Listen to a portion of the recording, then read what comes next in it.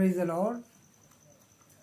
परमेश्वर के वचन से आज मनन करने के लिए पहला शमूएल उसका 17वां अध्याय उसका 40वां पद हम पढ़ेंगे।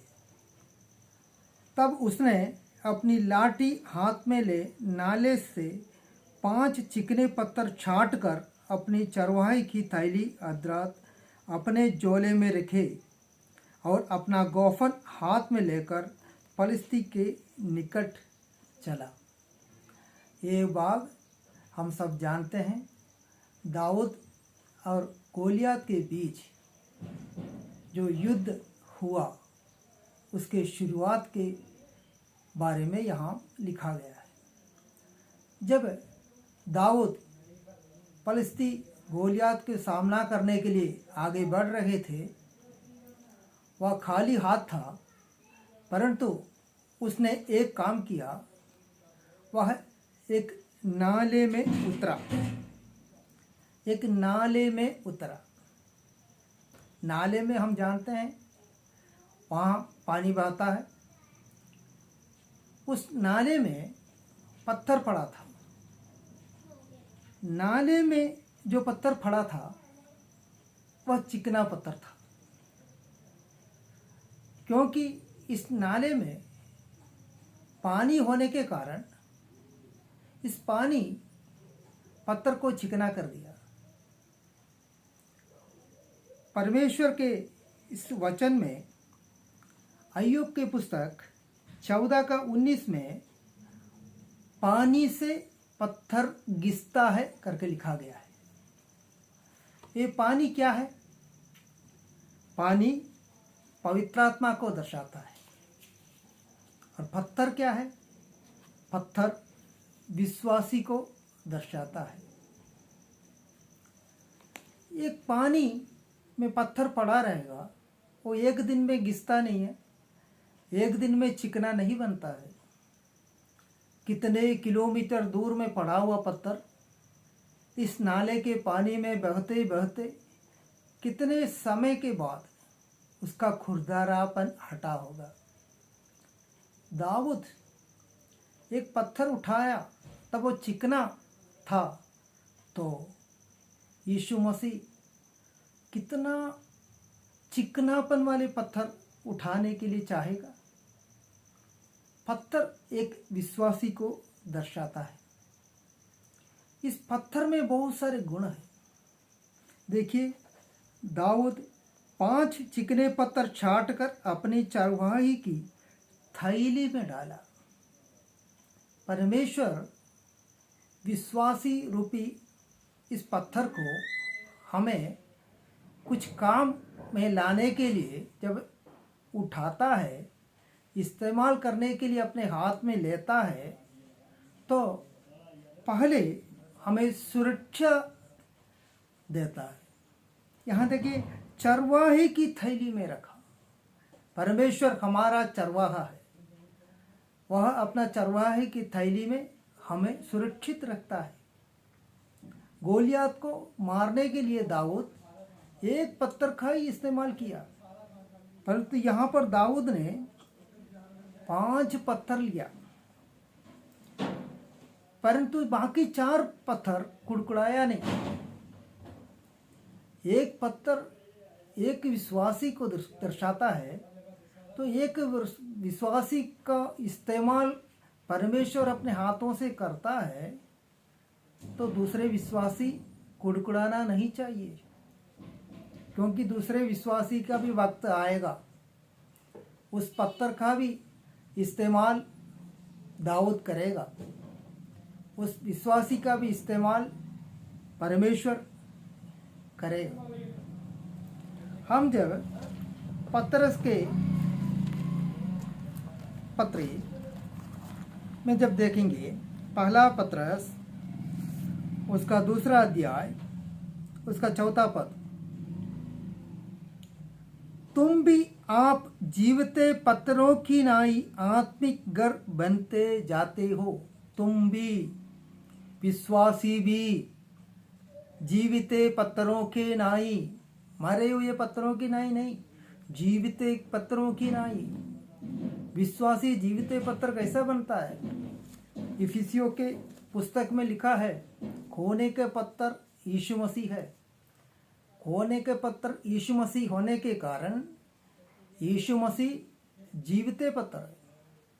उस जीविते पत्थर में जो भी छूता है वह जीवन पाता है, उसके करीब जो भी रहता है वो जीवन पाता है। इसलिए यीशु मसीह के करीब रहने वाले, यीशु मसीह के ऊपर जब कलीसिया बनता है, उस कोने के पत्थर के ऊपर बनता है, तो हर विश्वासी भी जीविते पत्थर बन जाता है। इसलिए लिखा है, तुम भी आप जीविते पत्थरों की नाई आत्मिक घर बनाए जाते हो। तो परमेश्वर का मंदिर कलीसिया जब बनता है, विश्वासी रूपी पत्थरों से ही बनता है। सुलेमान जब परमेश्वर का मंदिर बना रहा था, उसने भी पत्थरों से ही मंदिर बनाया। पहले राजा का पुस्तक अध्याय 6 उसके 7वां पद। बनते समय भवन ऐसे पत्थरों का बनाया गया जो वहां ले आने से पहले गढ़कर ठीक किए गए थे, और भवन के बनते समय हथौड़े, वसूली व और किसी प्रकार के लोहे के औजार का शब्द कभी सुनाई नहीं पड़ा। भवन बनाते समय ऐसे पत्थरों से बनाया गया। परमेश्वर का मंदिर जब बनता है तो उसके पत्थरों को कुछ विशेषताएं होता है। कलीसिया में जब विश्वासी के द्वारा जब कलीसिया बनता है, उस विश्वासियों का कुछ विशेषता होता है। यहाँ लिखा है, वह भवन में वहां आने के पहले ही उसको गढ़कर एकदम ठीक किया था, चिकना किया था और खुरदरा नहीं था। जैसा दाऊद ने गोलियत के खिलाफ पत्थर का इस्तेमाल करने के पहले ही चिकने पत्थर को ही चुना, तो उस चिकने पत्थर अगर ना होता, खुरदरे पत्थर होता, तब क्या होता? खुरदरे पत्थर गोलियत को हो सकता है उसके माथे पर थोड़ा सा चोट लगा दिया हो, परंतु चिकना पत्थर होने के कारण वह उसके माथे पर धंस गया। चिकने पत्थर का इस्तेमाल परमेश्वर इसलिए करता है कि वह धंस जाए, शत्रु को नाश कर दे। परमेश्वर के हर काम चिकने पत्थर के द्वारा कर सकता है। इसलिए परमेश्वर भवन का निर्माण में भी चिकने पत्थर का ही इस्तेमाल किया। जब ये चिकने पत्थर जब बनता है, तो फिर कलीसिया में आने के बाद भवन बनने के समय भी वहाँ पर कोई हथौड़े का जरूरत नहीं पड़ता है। यहाँ लिखा है, कोई हथौड़े, वसूली व किसी प्रकार के लोहे के औजार का शब्द कभी सुनाई नहीं पड़ा। कलीसिया में आने के बाद उसे ठीक करना नहीं पड़ता है। यीशु मसीह के कोने के पत्थर के ऊपर जो पत्थर रखा जाता है, तब उसे ठीक करना नहीं पड़ता है, क्योंकि वो पहले से ठीक किया गया है, पहले से चिकना बना दिया गया है। कोई कलीसिया में या भवन बनते समय, परमेश्वर का मंदिर कलीसिया बनते समय, अगर कलीसिया में कोई आवाज़, कोई शब्द जो परमेश्वर के पसंद नहीं है, अगर ऐसा उठता है, ऐसा हथौड़ा वहाँ पर काम आता है, वहाँ पर सेवकों को ऐसे हथौड़े का इस्तेमाल करना पड़ता है, तो समझ लीजिएगा वह पत्थर चिकना नहीं हुआ है वहाँ। परंतु यहाँ पर बताया गया है कि किसी प्रकार के लोहे के औजार का शब्द कभी सुनाई नहीं पड़ा। परमेश्वर यही चाहता है, कलीसिया में परमेश्वर की आराधना के शब्द के अलावा कोई दूसरा शब्द ना उठे, ये परमेश्वर चाहता है। इसलिए परमेश्वर कलीसिया में वचन सीखने के अलावा, प्रार्थना करने के अलावा आज्ञा पालन पर जोर देता है। परमेश्वर के जो वचन हम सुनते हैं, उस पर हमें चलना सीखना चाहिए, चलना चाहिए। तब हम चिकने पत्थर बनते हैं। चिकने पत्थर पवित्र आत्मा को दिखाता है। हम यूहन्ना के पुस्तक सुसमाचार उसके 7वां अध्याय उसका 38वां पद, जो मुझ पर विश्वास करेगा, जैसा पवित्र शास्त्र में आया है, उसके हृदय में से जीवन के जल की नदियां बह निकलेगी। उसने यह वचन उस आत्मा के विषय में कहा। जीवन के जल के नदी के बारे में, पानी के बारे में यीशु मसीह ने कहा। उसके बाद लिखा गया है, उसने यह वचन उस आत्मा के विषय में कहा जिसे उस पर विश्वास करने वाले पाने पर थे। पवित्र आत्मा मिले बिना, पवित्र आत्मा के बिना हम चिकने नहीं हो सकते। अगर हम चिकने नहीं हैं तो परमेश्वर के कलीसिया हम नहीं बन सकते। तो कभी कभी हम जब चिकना बन जाता है, पवित्र आत्मा के वरदान से हम भर जाते हैं, आत्मा के फलों से हम भर जाते हैं, हमें आत्मा के फल दिखने लगते हैं, तब हमारे चिकनेपन पर हम गर्व नहीं करना चाहिए। बहुत लोग अपने आप को उठाता है, परमेश्वर को उठाना चाहिए। हमें देखने वाले हमें नहीं दिखना चाहिए, परमेश्वर हम में प्रकट होना चाहिए, उसका महिमा हम में दिखना चाहिए। परमेश्वर के भवन इसीलिए बनाया जाता है। हम जब देखेंगे पहला राजा उसके 6 के 18 में, पहले हम पढ़ें कि परमेश्वर के भवन पत्थरों से बनाया गया। उस पत्थर चिकने थे, चिकने पत्थर का इस्तेमाल किया गया। भवन बनाने के पहले ही उसको चिकना किया गया था।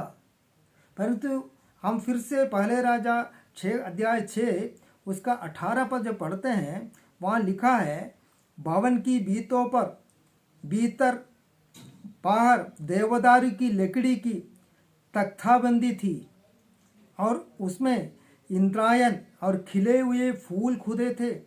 सब देवदारू ही था।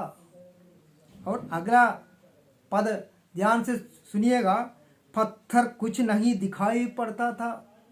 पहले चिकना पत्थर से मंदिर बनाया गया। उस चिकना पत्थर से जब पूरा मंदिर बनाया गया तो हो सकता है चिकना पत्थर अपने आप पर गर्व किया होगा, घमंड किया होगा। देखने वाले सब लोग इस मंदिर में मेरे चिकनापन को देखकर खुश होंगे। तो परमेश्वर ये नहीं चाहता कि हमारे चिकनेपन दुनिया देखे। हमारे चिकनापन को परमेश्वर ठाप कर अपना महिमा को उसको ऊपर दुनिया को दिखाना चाहता है। इसी कारण यहाँ लिखा गया है कि देवदारू की लकड़ी की तख्ताबंदी थी और इसमें इंद्रायण और खिले हुए फूल खुदे थे। उस खुदे हुए फूल ही लोग देख पाते थे। अगला पद में लिखा है, पत्थर कुछ नहीं दिखाई पड़ता था। तो जो भवन को देखते थे सभी जगह देवदारू ही देवदारू दिखाई देते थे। उसमें अलग अलग कारीगरी दिखाई पड़ता था। लोग पूछते थे, क्या यह पत्थर से नहीं बना है भवन? तब लोग बोलेंगे, हाँ पत्थर से तो बना था, परंतु आज पत्थर को छिपाया गया है। आज देवदारी को बाहर में हमें देखने के लिए प्रकट किया गया है। हमारे जिंदगी में परमेश्वर की महिमा को दिखाने वाला होना चाहिए। अपने आप का परमेश्वर के सामने चिकनाई दिखाने वाले होंगे तो हम पवित्र आत्मा के साथ संगति नहीं रह सकते। जो व्यक्ति पवित्र आत्मा के बहाव में बहता है, उसमें अभिषेक के साथ साथ चलता है, हो सकता है उसमें समय लग गया हो, वैसे पवित्र आत्मा के साथ चलता है, तब उसी में पवित्र आत्मा का फल दिखाई पड़ता है। एक वृक्ष कैसा पहचाना जाता है? वह उसके फल के द्वारा ही पहचाना जाता है। एक व्यक्ति में पवित्र आत्मा है या पवित्र आत्मा उसके चलाए चलते हैं कि नहीं, वो कैसा जानेंगे? उसका फल से, उसके स्वभाव से, परमेश्वर के प्रति उसके आज्ञा पालन से हम उसे पहचान सकते हैं। क्योंकि वचन में लिखा है, जो व्यक्ति पवित्र आत्मा के चलाए चलते हैं वह परमेश्वर के पुत्र है। मतलब जो पत्थर पवित्र आत्मा का नदी में बहते हुए वो नदी के इच्छा के अनुसार चलते रहते हैं, आगे बढ़ते रहते हैं, वही परमेश्वर का पुत्र है। एक नदी में बहता हुआ पत्थर कभी नहीं सोचेगा कि मैं अपने इच्छे से मैं बाहर निकलूं और मैं चलने जाऊं। एक पत्थर अगर नदी से बाहर निकलेगा वो आगे नहीं बढ़ेगा, क्योंकि उसके आगे बढ़ाने वाला पानी उससे दूर है। इसलिए बहता हुआ पानी ही एक व्यक्ति को, एक पत्थर को आगे बढ़ा सकता है। इसीलिए दाऊद ने बहता हुआ पानी से घिसा हुआ, चिकनापन आया हुआ पत्थर को उठाया। हमें भी पवित्र आत्मा के साथ साथ बहना चाहिए, पवित्र आत्मा के साथ साथ चलना चाहिए। हमें समझना चाहिए कि मैं पवित्र आत्मा को छोड़कर मैं अलग से रहूं तो मैं कुछ कर नहीं सकता। मेरे में बसने वाला पवित्र आत्मा ही मुझे परमेश्वर के साथ रिश्ता बनाता है। जब हम पवित्र आत्मा में अन्य भाषा में परमेश्वर बात करते हैं तो हम परमेश्वर से बात करते हैं कि परमेश्वर के वचन में लिखा गया है। तो पवित्र आत्मा हमें परमेश्वर से रिश्ता बनाता है, परमेश्वर के योजनाओं को हमें समझाता है, हमें उसकी योजना समझने के लिए हमारे आत्मिक आंखों को खोलता है, हमें दर्शन से भरता है, नया नया हमें प्रकाशन देता है, वचन का प्रकाशन देता है। उस वचन के प्रकाशन से हम अंधेरे से दूर रहकर यीशु के साथ रिश्ता बनाने में हमें सहायता मिलता है। क्योंकि परमेश्वर के वचन में लिखा गया है, आदि में वचन था, आदि में जो वचन था वही देहधारी हुआ, वही यीशु होने के कारण उस वचन के साथ हमें गहरा में रिश्ता बनाने की जरूरत है। वो रिश्ता बनाने में हमें सहायता पवित्र आत्मा ही करता है। इसीलिए पवित्र आत्मा पाने तक चेले यरूशलेम में ही इकट्ठे हुए और इंतजार करते रहे, क्योंकि यीशु को वचन के समझने में, यीशु के मंदिर को बनाने में हमारे स्वरूप को बदलने वाला पवित्र आत्मा है। हम में जो खुरदरापन है, हम में जो चिकनापन लाने का काम, वो खुरदरापन हटाकर पवित्र आत्मा ही करता है। हम पवित्र आत्मा से जितना गहराई से रिश्ता बनाने की कोशिश करेंगे उतना अधिक हम प्रभु यीशु के साथ रिश्ता में बढ़ते जाएंगे। हम यीशु मसीह में अगर रिश्ता में बढ़ना है तो हम पवित्र आत्मा के साथ चलना सीखना चाहिए। हमारे निर्णय को पवित्र आत्मा पर छोड़ देना चाहिए। पवित्र आत्मा निर्णय देने के लिए हमारे शरीर, आत्मा, प्राण का अधिकार पवित्र आत्मा को सौंप देना चाहिए। हमारा जिंदगी का पूरा अधिकार जब हम पवित्र आत्मा को देते हैं, वो हमें लेकर चलते हैं, तब हमें अब्बा पिता बुलाने का जो आत्मा जो हमें दिया है, उस पुत्रत्व का आत्मा हमें आगे बढ़ाता है। हमें आगे कहाँ बढ़ाता है? पिता परमेश्वर के करीब तक हमें बढ़ाता है। तो पिता परमेश्वर पवित्र होने के कारण पवित्र आत्मा का संगति में जब हम बढ़ेंगे तो हमारा जो चिकनापन है वो हमें पवित्रता लाएगा। उस पवित्रता हमें परमेश्वर के नज़दीक लेकर जाएगा।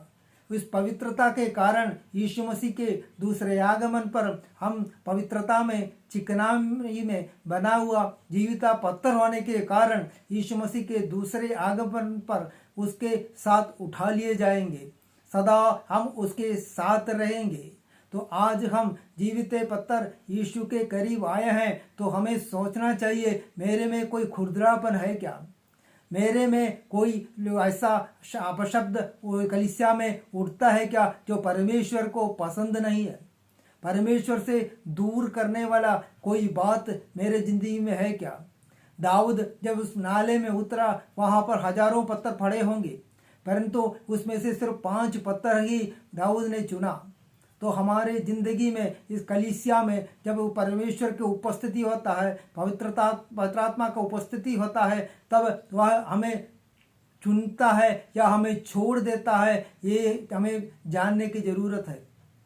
हम जब कलीसिया में बैठते हैं, हम जब खुद अकेले में व्यक्तिगत रूप से प्रार्थना में बैठते हैं, अगर हम पवित्र आत्मा का उपस्थिति महसूस नहीं कर रहे हैं तो हमें सोचना चाहिए हम ये उस नाले में उस नदी के साथ बह रहा है या फिर हम किनारे में खड़े होकर उस नदी के बहाव को देख रहे हैं।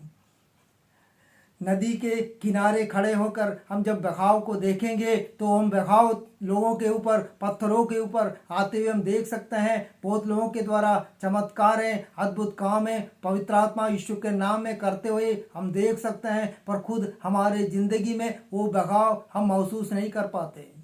इसलिए हमें आज ज़रूरत है कि हम उस नदी में उतरें, उस बहाव के साथ हम भी बहें, हम प्रार्थना करें, पवित्र आत्मा तू मुझे लेकर चल, तू जहाँ लेकर जाना चाहता है उधर लेकर चल, उस बहाव में मुझे भी बहाइए। क्योंकि एक दुश्मन है, उस दुश्मन को, वो शैतान को, उसको जीतने के लिए, उस पर प्रहार करने के लिए एक चिकनापन मेरे ज़िंदगी में होना जरूरी है। हमारे ज़िंदगी में हम जीवित पत्थर है तो कोई मृत्यु हम पर अधिकार नहीं करेगा। क्योंकि दाऊद ने जब चिकने पत्थर को उठाकर फेंका तब उस दुष्ट जो गोलियत वहीं पर मारा गया। तब कोई भी दुष्टता हमारे सामने खड़ा है तो वह उसी दिन हम अगर चिकना है तो उसका अंत हम अपने आँखों के द्वारा देख सकते हैं। हमारा जीत उस चिकनापन के द्वारा ही इस जिंदगी में हम हासिल कर सकते हैं। इसलिए पवित्र आत्मा हमें चिकनाई देने के लिए, हमें पवित्रता देने के लिए, उस पवित्रता के बहाव में हमें लेकर चलने के लिए, पवित्र आत्मा के बहाव में हमें लेकर चलने के लिए निरंतर हमें प्रार्थना करते रहना चाहिए। उस प्रार्थना के साथ हमें याद रखना चाहिए कोने का पत्थर यीशु मसीह है, इसलिए उसमें से हमें जीवन हर रोज प्राप्त करते रहना चाहिए। उसके जीवन को जब हम प्राप्त करेंगे, हमारे ज़िंदगी के हर एक क्षेत्र के मरे हुए अवस्था हमारी ज़िंदगी से हट जाएगा। हर एक मरे हुए अवस्था में नया एक जीवन, एक नया एक ये यहाँ पर लिखा हुआ है कि वहाँ पर खिले हुए फूल खुदे थे। कोई सूखा हुआ झाड़ी में कोई फूल खिलता नहीं है, वो सूख जाता है। परंतु यहाँ पर लिखा है पत्थरों के ऊपर में खुदे हुए फूल थे, वो भी देवदारू के वृक्ष से थे।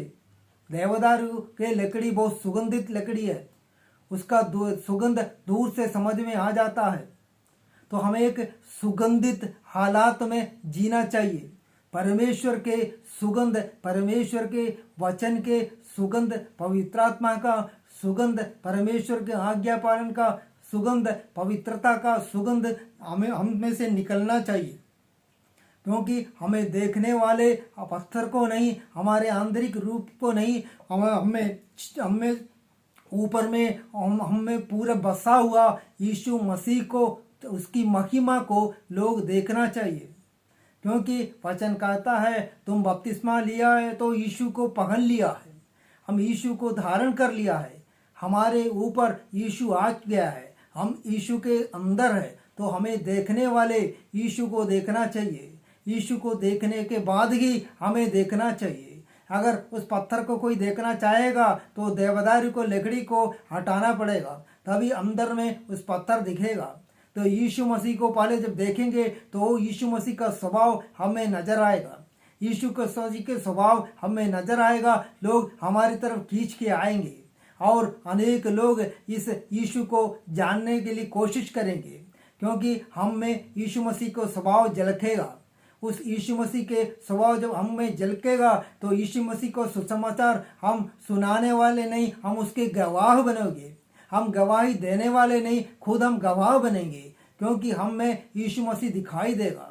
तो यीशु आज के वचन से हमें ये समझना चाहिए, ये प्रार्थना करना चाहिए, हमारे ज़िंदगी का हर खुरदरापन परमेश्वर आज का दिन हमारा ज़िंदगी से हटा दीजिए। हमारा शरीर, प्राण, आत्मा को परमेश्वर पूरे पवित्र करेगा और निर्दोष और निष्कलंक रखेगा करके परमेश्वर वचन में हमें वायदा करता है।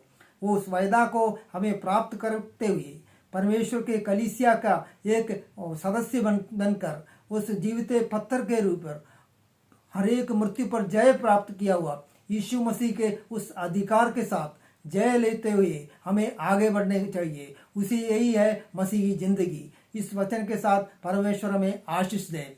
आमीन।